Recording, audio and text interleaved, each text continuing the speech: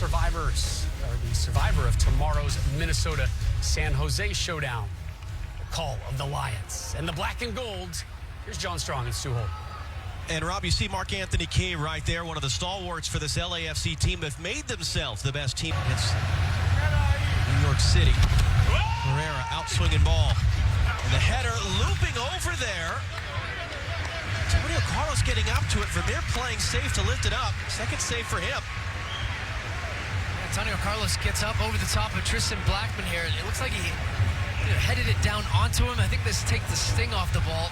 Comes off the top of Blackman's head. That's why it's got that weird spin on it. Vermeer, like you said, taking no chances there. Can someone come out of nowhere to lift the trophy at the end of this thing? There's Mark-Anthony Kaye. Looking for the angle. Who couldn't get there. Rodriguez did. Who on the last moment. It falls for Wright-Phillips, and it's tapped in. On that 17. Yep, on 17. I have offside. Thank you. Okay, your restart is offside. Thank you. Go get some water, Joe. Joe.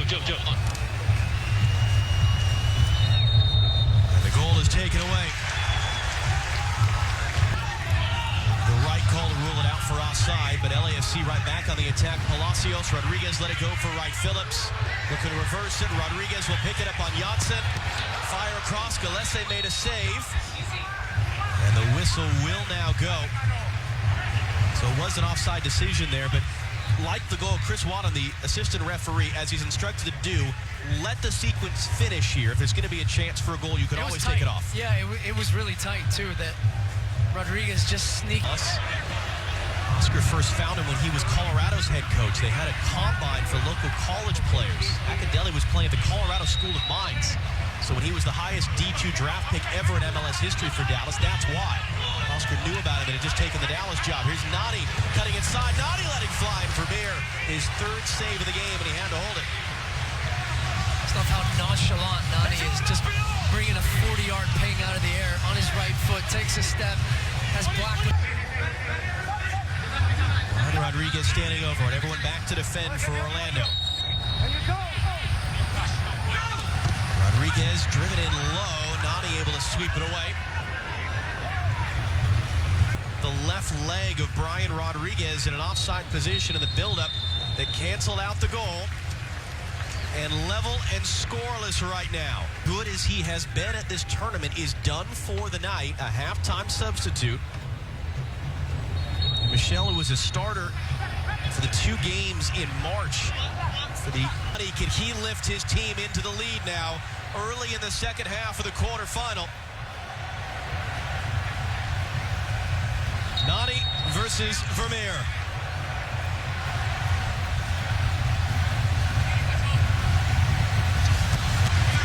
And did I get a touch? It sounded like it was. Yes, it was a save by Kenneth Vermeer. Well, Nani goes there. It's a comfortable height for Vermeer. He goes the right way and guesses. 2 hands on it, solid. It's a poor. LAFC games have been full of goals, for and against. And it's 0-0 at about the hour mark. Rossi took it away from Mendez. Rossi gets away from Mendez into the middle right. Phillips stabs it in. 3 minutes after the save penalty, Bradley Wright-Phillips does put LAFC in the lead after all.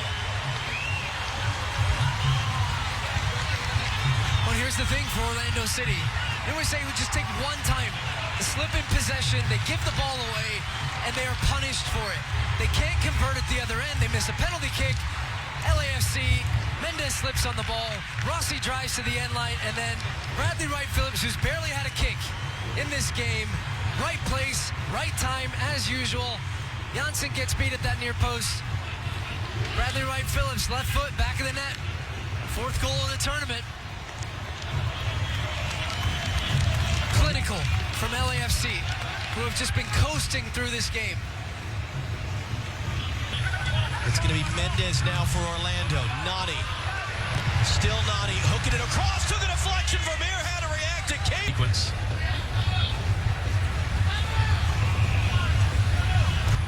Turn the other way on Diego Rossi. Able to keep that ball in play.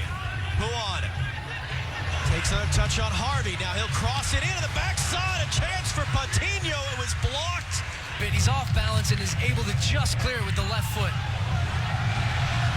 Nani to take the ensuing corner, whipped into a great area to go. It's João Moutinho, the former LAFC draft pick, traded away after his rookie year, who has tied the game.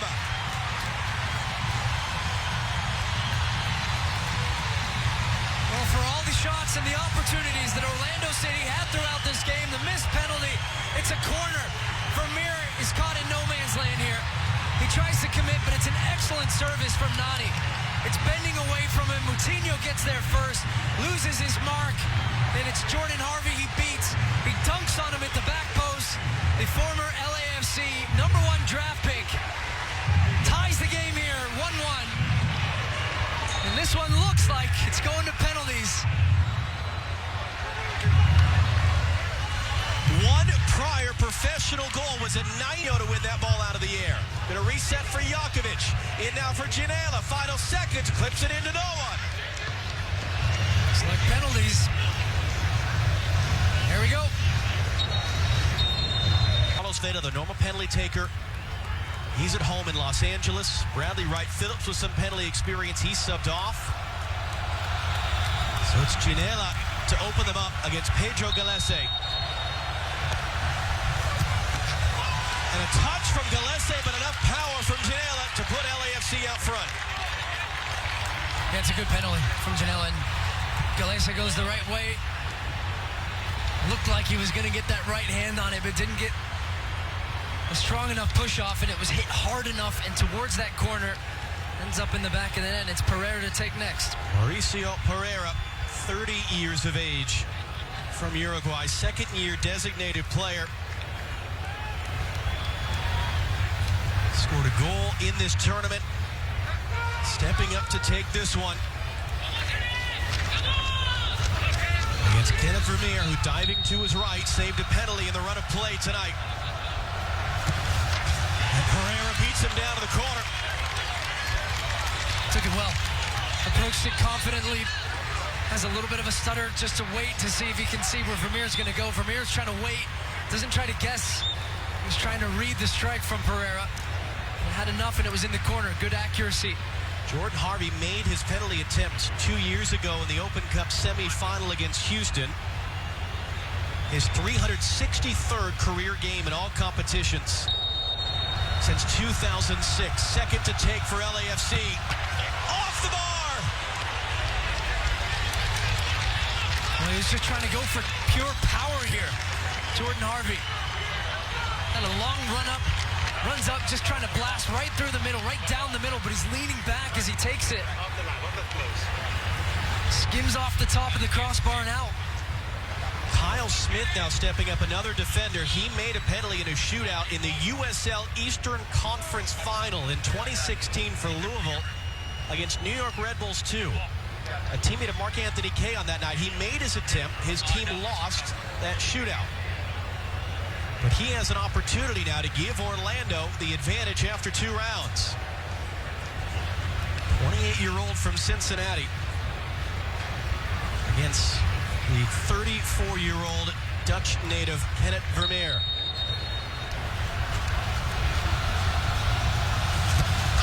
Smith scores. Orlando up 2-1 after 2 rounds.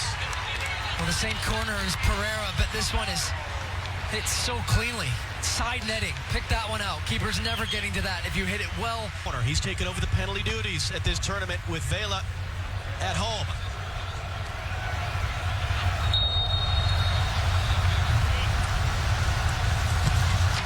Rossi scores down to the corner.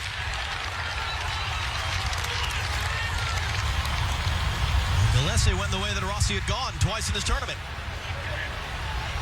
He was trying to wait, but disguises it well, really well there. Diego Rossi. It's Gallese the wrong way, sends him the wrong way, and it's a good penalty still in the corner. João Moutinho, at 89 minutes and 47 seconds, scored the goal that set out this shootout. One and done in Akron, #1 draft pick in 2018. Part of Sporting Lisbon's Youth Academy before that. Chance to keep Orlando out front. And he does. doubt about it. Never a doubt about it. Placed the ball down confidently. Confident look in his face. Picked his spot. Opens up his hips and passed that one into the corner. Some good penalties. All three from Orlando have gone that same way and have all been hit really well. And it's Brian Rodriguez stepping up now. No penalty experience on record in his career. But a breakout tournament for him. 2 goals and 4 assists in the 4 prior games here at the MLS's back tournament. Gillespie getting himself set.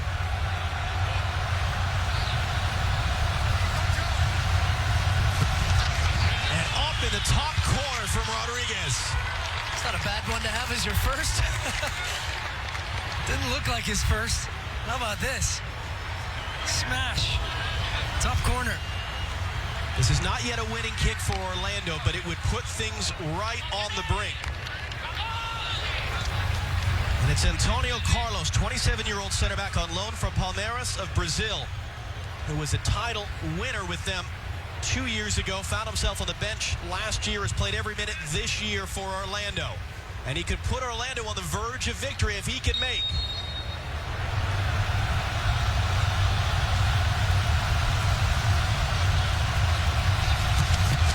Vermeer got a hand to him but couldn't keep it out, and now Orlando a kick away from winning it.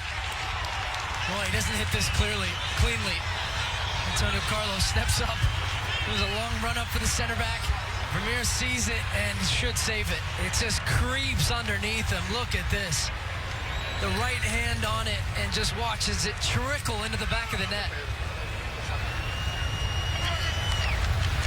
Must-make kick for LAFC, and it's Latif Blessing. He took the last penalty of the shootout at Houston 2 years ago. It was saved. LAFC lost that penalty. Shootout. If this one is saved or missed, LAFC lose. Blessing has to make to keep the shootout alive. And Blessing does this time. Orlando can still win it with this kick, but Blessing delivers.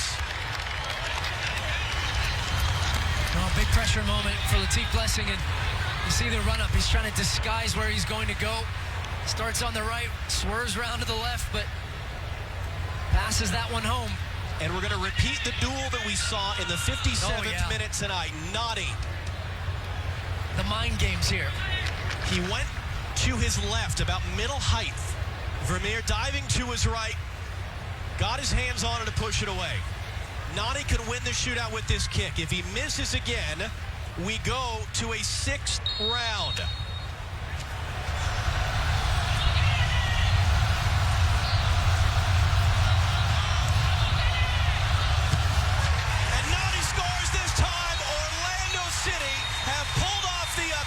They have knocked out LAFC. They have advanced to the MLS's back tournament semifinal.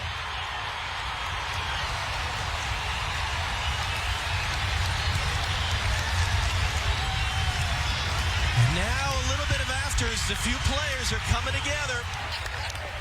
San Jose or Minnesota await them in the semifinal, 1 game away from the final. What a night. Rob Stone, Alexi Lawless, over to you. Well, the tournament's big boy is out. Orlando, maybe a couple other teams out there. They're having success in the bubble. I don't see it translating it big picture going forward. Have things changed a little bit in that perspective for you around this Lions team? Look, it's not that Orlando, for example, isn't a better team. They are a better team. And once they leave the bubble, they will be a better team. Is Orlando on par with LAFC in the bigger picture? No, but well done, Orlando, in believing and ultimately coming back and doing what you needed to do against, as we said, a very, very good LAFC team, keeping your nerve when it came down to the penalties.